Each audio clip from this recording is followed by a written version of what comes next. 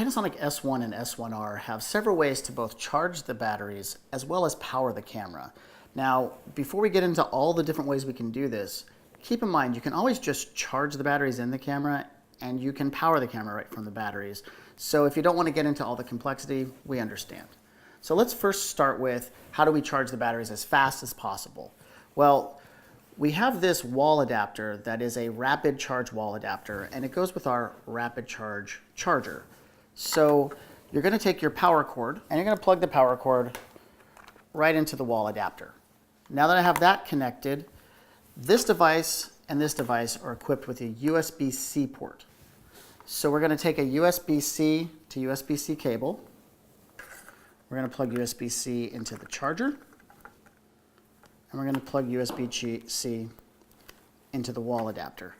Now I have my rapid charging solution. We take our battery, match up the pin connections, and this would be the fastest way for us to charge our battery, and it will also give you indicators as to how much charge is in the battery.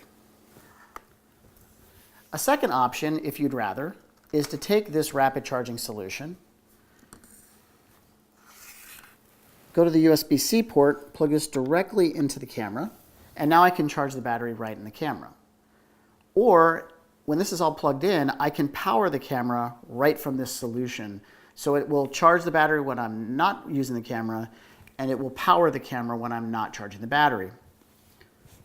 In addition, if I have a MacBook or some other laptop, I can plug this USB-C port into that laptop, and that'll power the camera as well as allow it to tether photography. So my photos will come streaming down into my computer. What about devices like this that allow me to charge my cell phone through a USB port? Well, we give you a second cable that's USB-C at one end, and at the other end it's a standard USB. Plug this into your wall port, plug this into the camera, and I can go ahead and charge the camera from here, or I can again power the camera with this solution. Now finally, what if I want a battery so I can use this in a remote location and give it a lot more recording time? Well, here's my standard cell phone charger that I use to charge my cell phone on the road. It has a 5-volt port. Plug this directly into the 5-volt port, like so. Turn on the camera. And what you can see right here is when I turn on my battery pack, it now has the symbol that is being used on wall out power, or the battery power in this particular instance. And that's several ways that you can both power the camera as well as charge the batteries in your S1 and S1R.